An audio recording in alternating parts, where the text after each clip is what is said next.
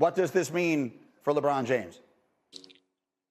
The greatest of all time. And Greeny, I know you might not like this morning, but you got one up on MJ right now. But LeBron James, he was consistently, since the start of this tournament, the best player on Team USA. Yes, at 39 years of age, but he did it in all fashions. If you wanted him to guard every position on the defensive side of things, he did that. If you wanted him to play the point and get the team orchestrated and make sure guys got the ball when they need it, he did that. If you wanted him to take over 4 quarters throughout the course of this Olympics, he did that.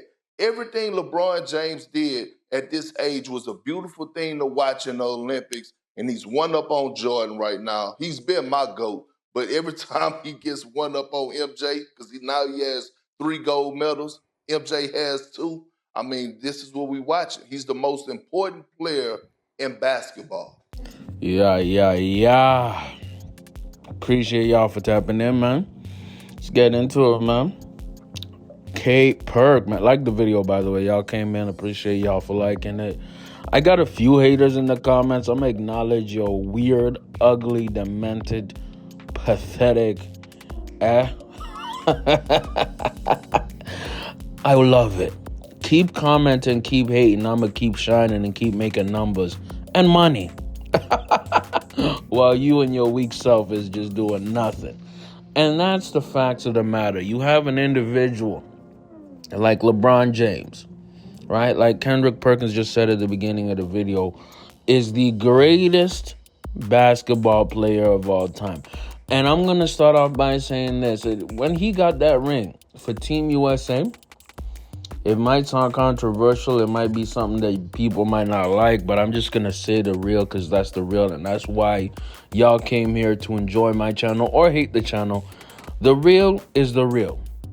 What Team USA had to go through in order to win the gold medal in Paris. And for LeBron James to win Team MVP. Now, yes, LeBron James was not the biggest factor in the France game, the final. No. But you cannot deny that LeBron James was the most important player for Team USA throughout the whole tournament. Right? From the beginning to the end, he's the only one who's been consistent on the entire team. He has pretty much averaged a triple-double. 14 and some change points, 10 assists on the dot. He's averaging a double-double. And about 8, close to 9 rebounds a game.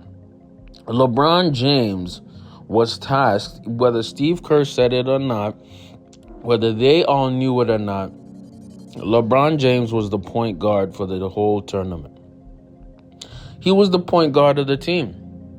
And not only that, LeBron James did something that he doesn't do much. And you know what? This is one of my biggest criticism for LeBron James. He did something that he doesn't do much in the regular season and not too much in the playoffs anymore, is that he played great defense.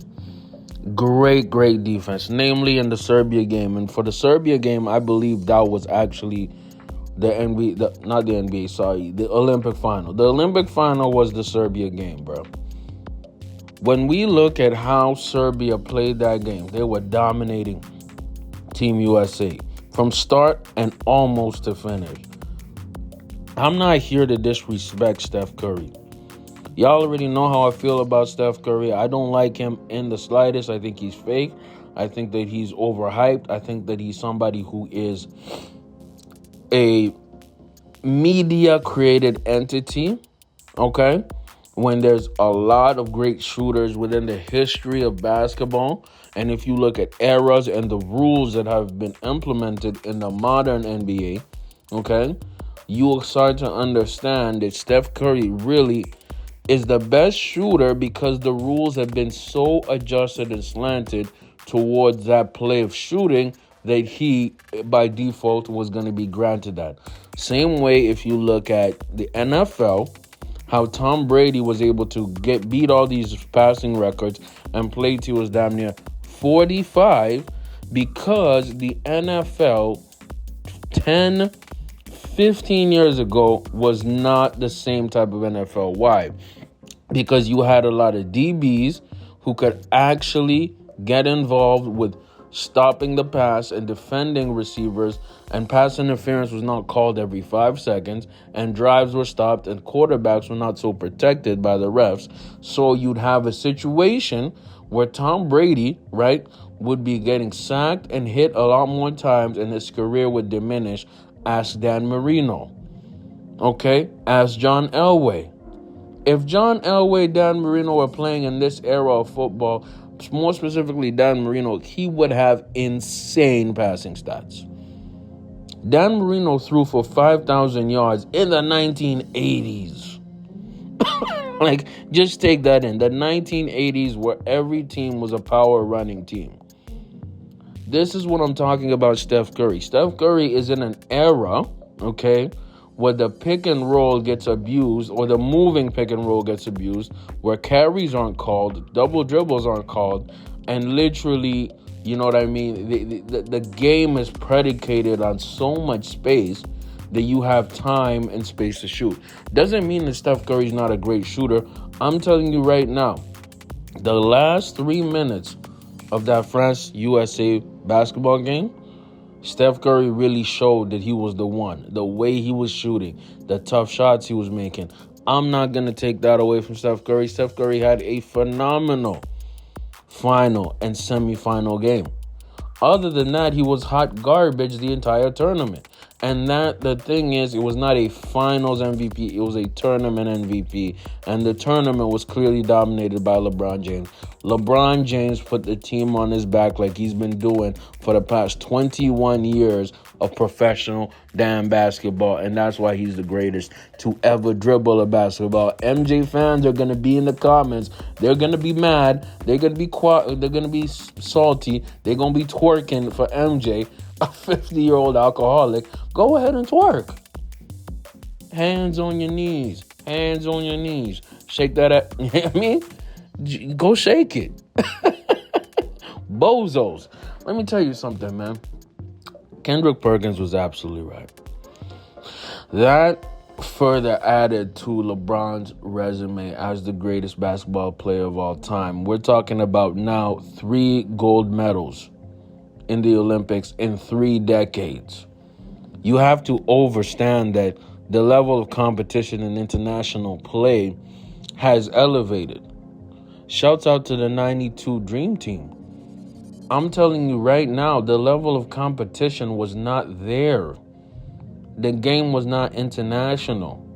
The best player in the world right now is obviously Nikola Jokic. Everybody knows that. The second best might be Giannis. Okay? Third might be Embiid. All 3 of those players are not American. All 3 of those players are absolutely dominant in their positions. All 3 of those players have won MVPs recently. There has not been a single American MVP since 2018. We're going on 6 years of that. Right? Why? The game is international. Why? There's so much more great players in different places around the world. On France's team, Wemby was looking absolutely amazing, and it looks like he could be a future MVP. Yabusele dunked all over LeBron and was dominating throughout that part of the game. You have to understand that basketball is more international. It's not just a national sport. And I wish my Canadian team could actually would have made it versus France, but it is what it is. Even Team Canada was looking very vicious and could have opposed the States. So with all them circumstances, with the level of basketball rising, LeBron James rose as well. Shout out to LeBron James. Shout out Kendrick Perkins. You know what I mean? Big JTV. The haters are going to be mad. I want y'all to get in the comments, tell me how mad you are. I'm out.